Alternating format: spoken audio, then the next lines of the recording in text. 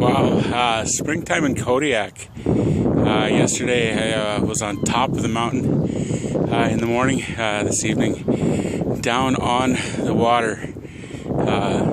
Kodiak's fishing town. Grew up in a fishing town, Sitka, a little smaller, a lot less fishing boats. Kodiak's one of largest fishing ports in America.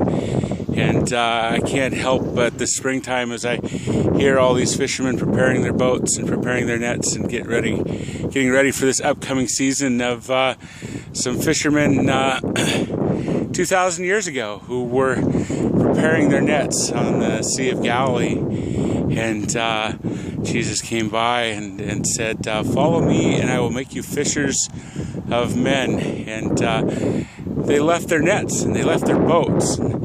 I try to imagine putting that in the setting behind me. And some of the boats behind me are worth millions of dollars, and some of them belong to families and fathers and corporations. And just imagining one of these, some of these fishermen leaving everything behind and walking away from all of that. And as remarkable as that is, a lot of people miss a little of the context of that event.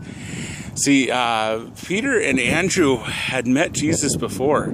They were actually disciples of John the Baptist. And they had met Christ after his baptism.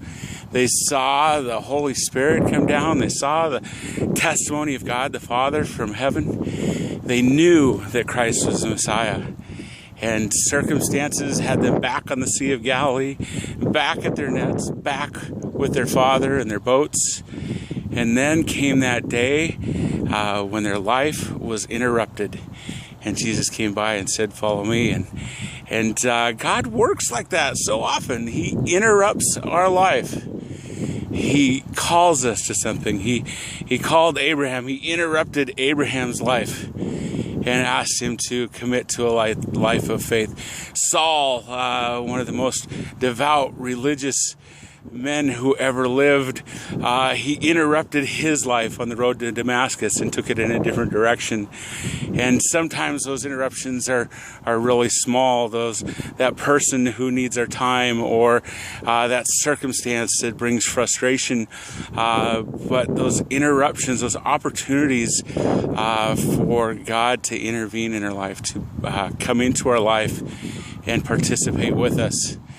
And so I think a lot of my friends out there, a lot of people I know, I think you're kind of like the disciples on the lakeside.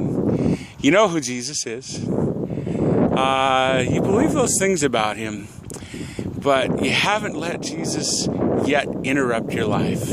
That's my challenge to all my friends and my brothers and sisters out there. Let God interrupt your life. Give your life over to Jesus Christ. No better day than today to surrender to the God who wants to take you into his kingdom. Bless you, my friends. I hope you know the love of the God who interrupts our lives.